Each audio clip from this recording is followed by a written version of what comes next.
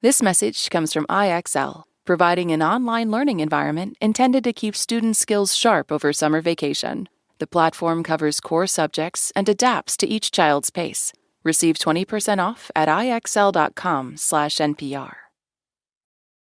A heads up before we start, today's episode includes a few swear words in the second half, and full disclosure, we reference Citibank, Apple, and Amazon in the story. They're all NPR sponsors.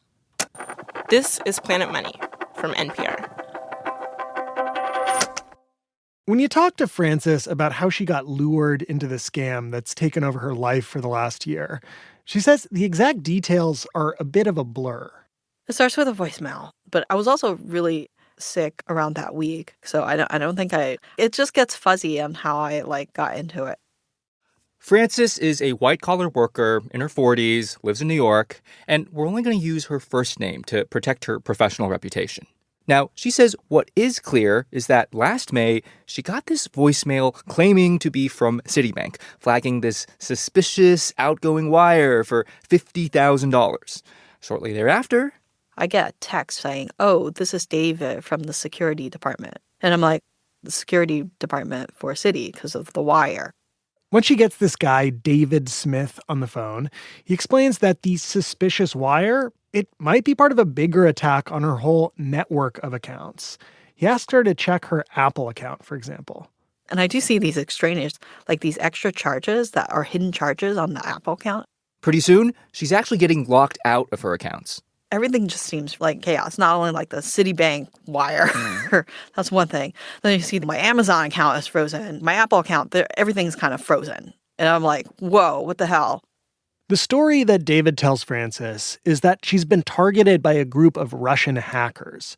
He says he's been working with someone high up at the FBI to try to catch these guys for a while. And he tells Frances that if she wants to keep her assets safe, they're going to need to work together to secure her home network and her various bank accounts. Frances, in that moment, she was primed to believe this story. She was panicked, and the man on the other end of the phone seemed calm and collected and, above all, competent. And he was offering all the might of the U.S. government to help steer her safely through this storm. I'm a single person. I live by myself. So, and, I'm alone on this, right? Whatever help that I can get. Yeah. I want to make sure everything is secure. Let's fix this. Over the next couple weeks, David and Frances spend hours and hours on the phone together. By now, she's given him remote access to her computer, and David tells her that in order to figure out what the hackers are up to, they're going to need to move around some of her funds through a complicated series of transfers. Frances gets set up with accounts on Cash App and Coinbase. They start transferring some of that money into cryptocurrency. David warns Frances that this is a confidential government investigation, so she isn't allowed to tell anyone else what they are doing. He also insists that Frances shouldn't even look at her accounts. She should only sign into her bank and payment apps when he instructs her to verify her identity or approve various transfers. Frances goes along with this process for a couple of months. Only then does she finally decide to break this rule. She signs into her accounts to see what's been happening, and that is when she realizes someone has been steadily transferring money out of her investment accounts. When she tallies it all up, she sees that over $800,000, nearly all the money she's saved and invested for the last 20 years, has been transferred out of that account. Frances freaks out. She immediately gets on the phone with the one person she thinks might be able to fix this problem, that David Smith from the security department. Well, I was kind of cursing and everything over the phone. I'm like, where the F is my money? And David's like, your money is safe. It's safe in government accounts. At this point, did it cross your mind at all that this guy who said he was out to help you might have been scamming you all along? I felt helpless. If he's real, then somehow I'm going to get my money back. And if it's not, well, it's already gone and I have to figure out what to do next. And that maybe I have no choice but to see where things go. Hello and welcome to Planet Money. I'm Alexi Horowitz-Ghazi. And I'm Jeff Guo. We are living in a kind of golden age of online fraud. As the number of apps and services for storing and sending money has exploded, so too have the schemes that bad actors have cooked up to take that money. Every year, it feels like we hear more and more of these stories of financial heartbreak. What you don't often hear about is what happens after the scam. Today on the show, we follow Frances on her quest to get her money back from the halls of the actual FBI to the fraud departments of some of the country's biggest financial institutions. And we get a window into how the systems that are theoretically designed to help people like Frances actually work in practice.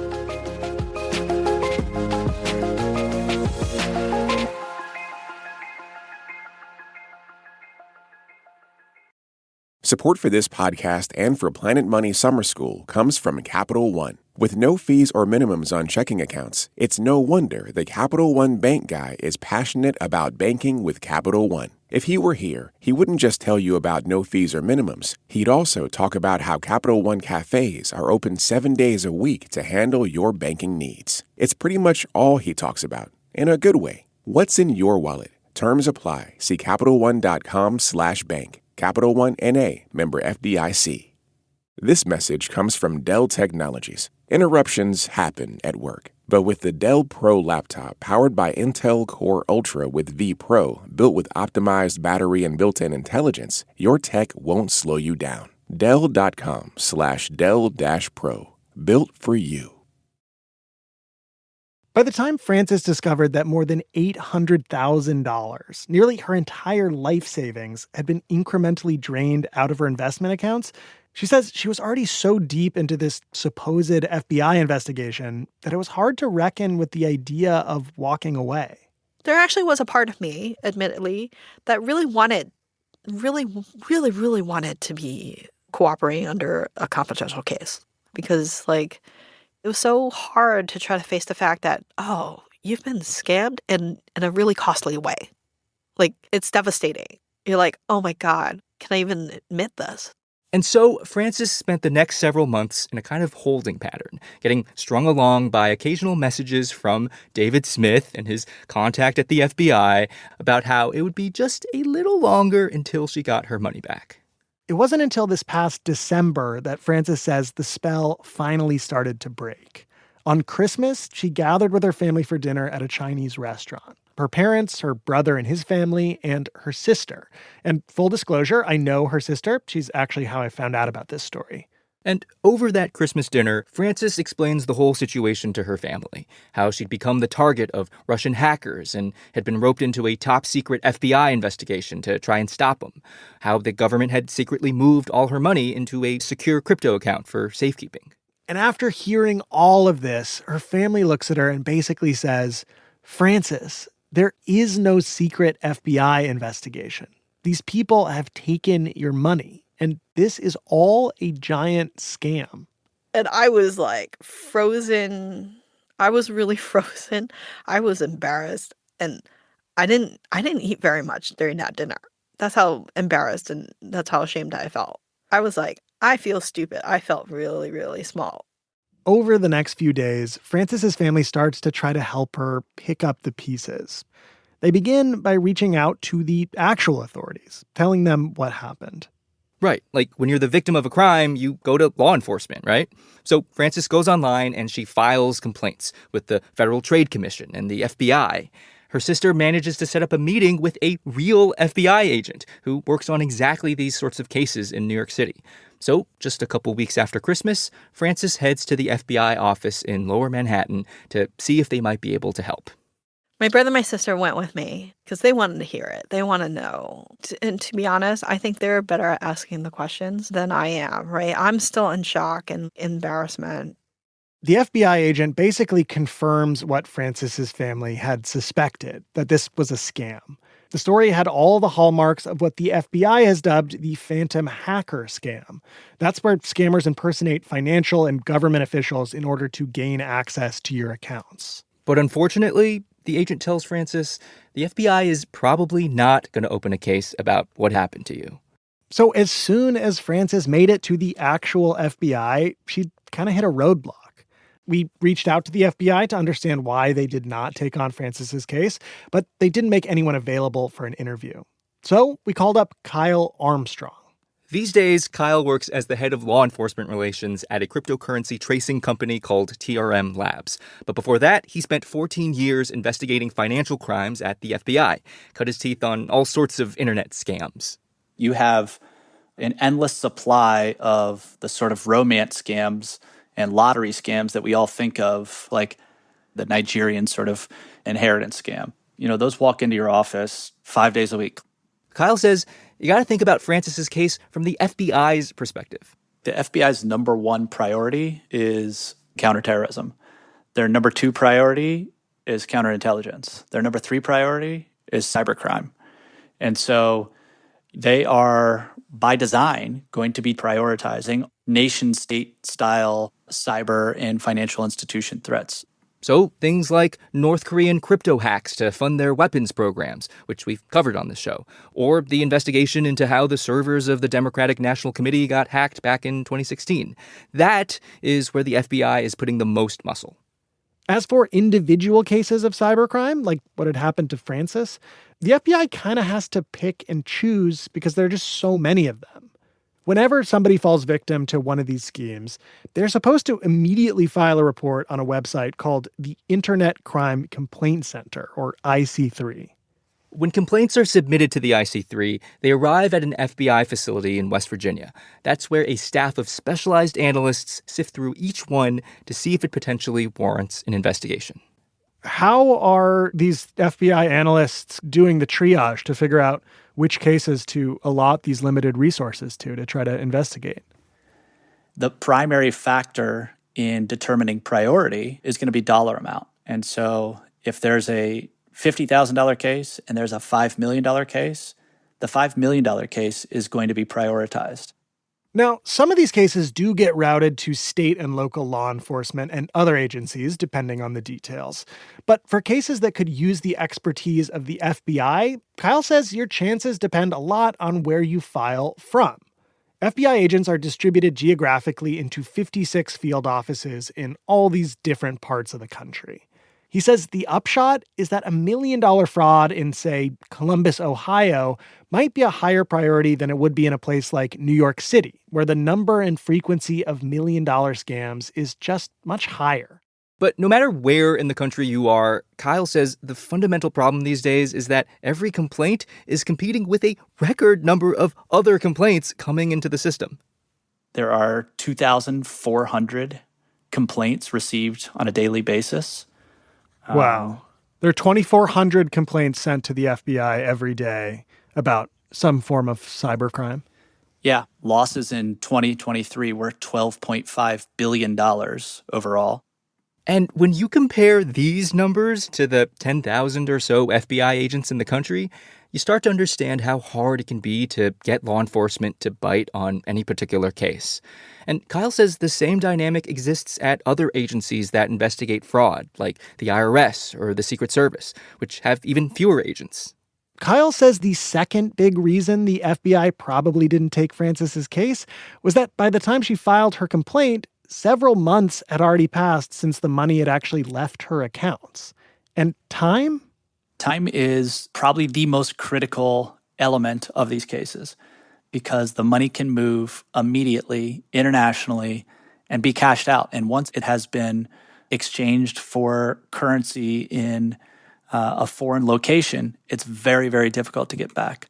As far as Frances could tell when she pieced together the list of transfers and transactions from the past year, it looked like most of her money was moved to a Coinbase account, where it was likely converted to cryptocurrency and scattered across various blockchains. And cryptocurrency can move incredibly fast. Sometimes these funds are cashed out in as little as an hour. Many times it's, a few days, maybe a few weeks if they're lucky. But if you wait 6 months to report the fraud scheme, it's going to be almost impossible for law enforcement to get your money back. Okay, so the FBI was not going to help. But Frances was still determined to find a way to get back some of what she'd lost. And the next step on her quest to try to recover her money was to go to the institutions entrusted with keeping her money safe in the first place. After I met with the FBI in the office, I started contacting the banks, telling them that I'm filing a fraud report. There are actually laws on the books that say the banks have to help their customers after some kinds of cybercrime, sometimes to even reimburse some of the money that's been stolen. But whether those laws would apply to Frances's situation is a little difficult to parse, because the rules that govern this process can be pretty opaque. So we went to someone who knows their way around them. I'm Carla Sanchez-Adams, a senior attorney with the National Consumer Law Center. Carla says the first thing you need to know is that there's this big federal law governing whether banks are required to reimburse their customers who've fallen victim to some type of cybercrime. It's called the Electronic Fund Transfer Act, or the EFTA. But the law only covers certain kinds of transactions. So that would be, the peer-to-peer payment through Zelle or Venmo or PayPal. That would include ACH transactions, debit card transactions, things like that. Yet it excludes checks and it excludes wire transfers. So the law covers automated clearinghouse transactions and apps like Zelle and Venmo. It does not cover checks or wire transfers.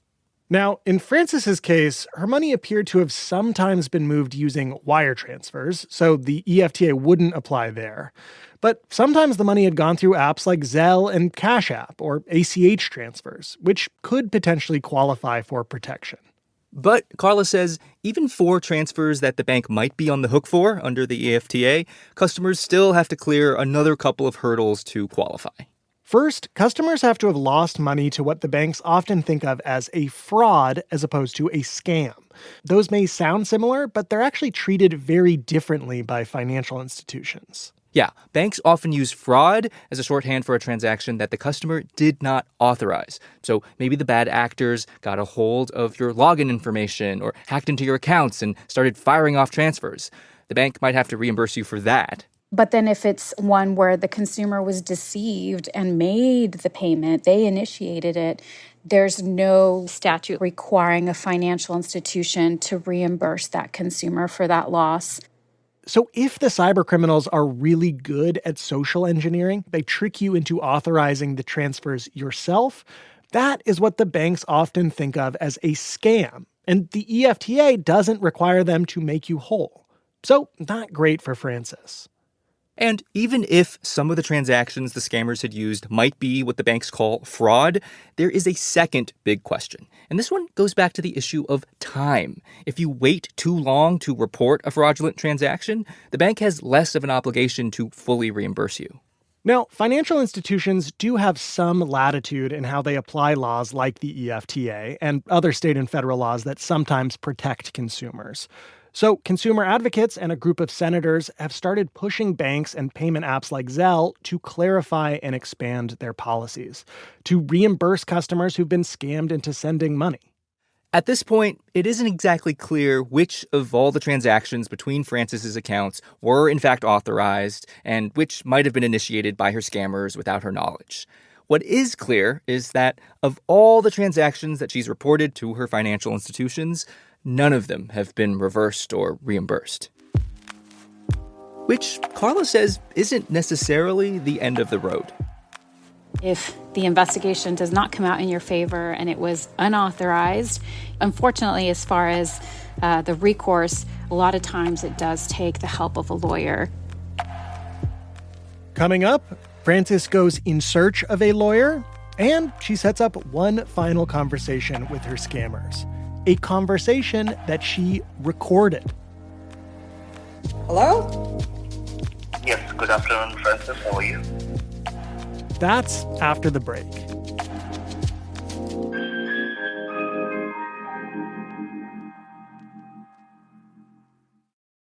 Support for this podcast and for Planet Money Summer School comes from Capital One. With no fees or minimums on checking accounts, it's no wonder the Capital One bank guy is passionate about banking with Capital One. If he were here, he wouldn't just tell you about no fees or minimums. He'd also talk about how Capital One cafes are open 7 days a week to handle your banking needs. It's pretty much all he talks about, in a good way. What's in your wallet? Terms apply. See CapitalOne.com/bank. Capital One N.A., member FDIC. This message comes from Dell Technologies. Interruptions happen at work. But with the Dell Pro laptop powered by Intel Core Ultra with V Pro, built with optimized battery and built-in intelligence, your tech won't slow you down. Dell.com/Dell-Pro. Built for you. Support for this podcast and the following message come from Vanguard. Every day, shareholders meet to discuss important matters about the companies you invest in. Now you can make your voice heard too. Vanguard Investor Choice makes it easy to set your proxy voting preference for your eligible Vanguard index funds. Visit Vanguard.com/investor choice to learn more. Vanguard investors own shares of their index funds, and those funds own shares of the companies they invest in. Vanguard Marketing Corporation, distributor. Hey, it's Greg Rosalsky. For generations, American politicians have talked about freedom as if it only means freedom from government. Nobel Prize-winning economist Joseph Stiglitz, in a new book, opposes that narrow view of freedom. So it's really what you are free to do. You know, somebody who is at the point of starvation doesn't really have much freedom. He does what he has to do to survive. In our latest bonus episode, I talk with Stiglitz about his conception of freedom and what he calls progressive capitalism, his vision of the government playing a more active role in the economy. That's for Planet Money Plus listeners. If that's you, thank you very much. If it's not, well, it could be. By signing up, you get sponsor-free listening and support NPR. Just go to plus.npr.org. Not long after Frances finally met with the real FBI and started filing paperwork with her financial institutions, her scammer, the so-called David Smith, reaches out to try to schedule another call between Frances and this supposed FBI agent, Robert Johnson. He tells her they want to give her an update on her case. So in early February, she sets up a phone call. But this time, potentially with an eye toward a future investigation, she decides she is going to record the conversation. I was so angry. I was like, I want to get these effers because I want to at least get the information and show them, like, I'm not making this up. These are people that I've been in contact with, trying to convince me that my money is safe. But Frances, she was still kind of two minds. Even after telling her family what she'd been through, even after going to the authorities to try to get help, she was still hoping that maybe these men on the other end of the phone would turn out to be legit, that her money really was safe, and that this was all just some big miscommunication between different parts of the FBI. Yeah, before working on this story, I don't think I fully understood just how hard it can be to rip yourself from the fictional world that some of these social engineering scams weave for their victims. Like how hard it can be to break free. But think about this from Frances's perspective. When she'd gone to actual law enforcement, they told her they couldn't really do anything for her. Same for the banks. But the scammers, not only did they seem to actually care about her situation, they were the only ones offering her any hope that she'd be able to get her money back.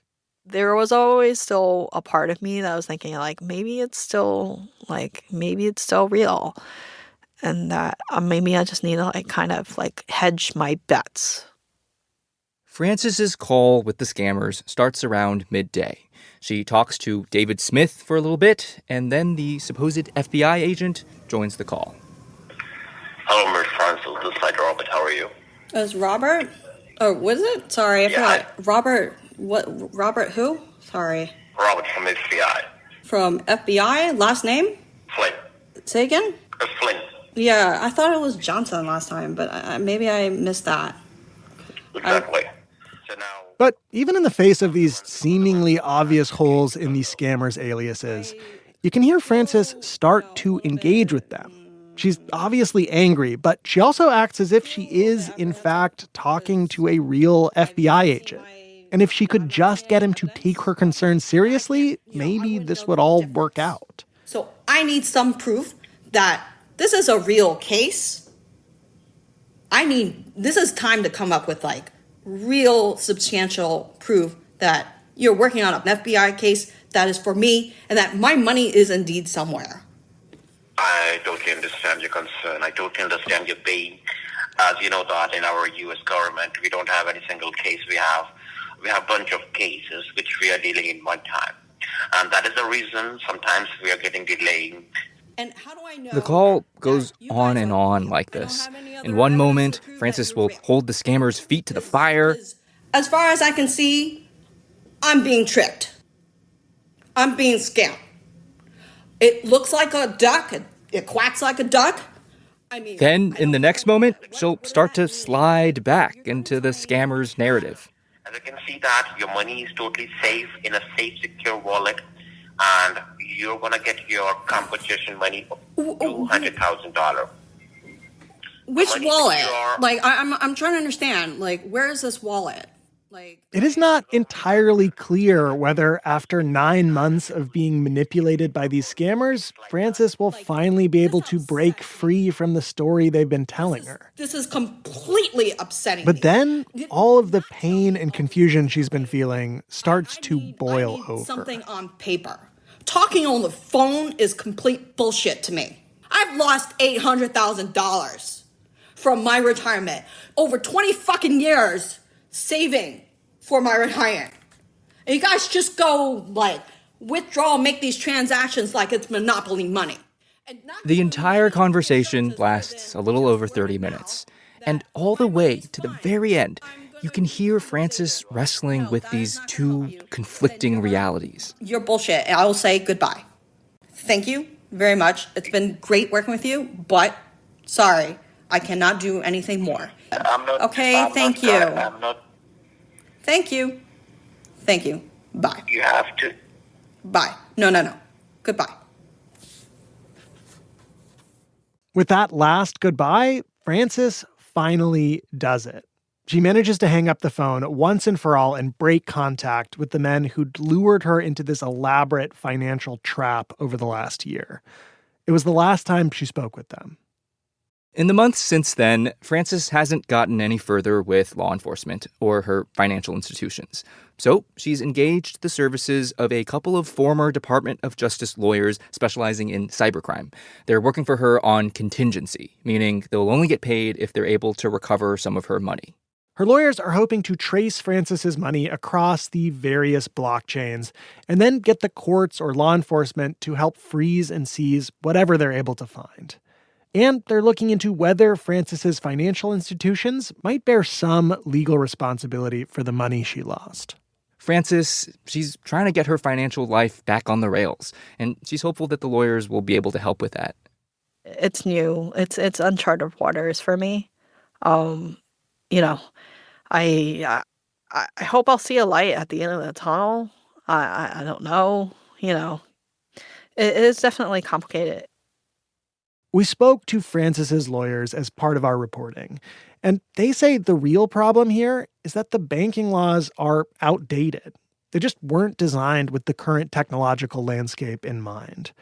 On top of that, the law enforcement system is not set up to handle the sheer number of people falling victim to these scams every year. As for whether Frances will get any of her life savings back, her lawyers say that is still very much up in the air.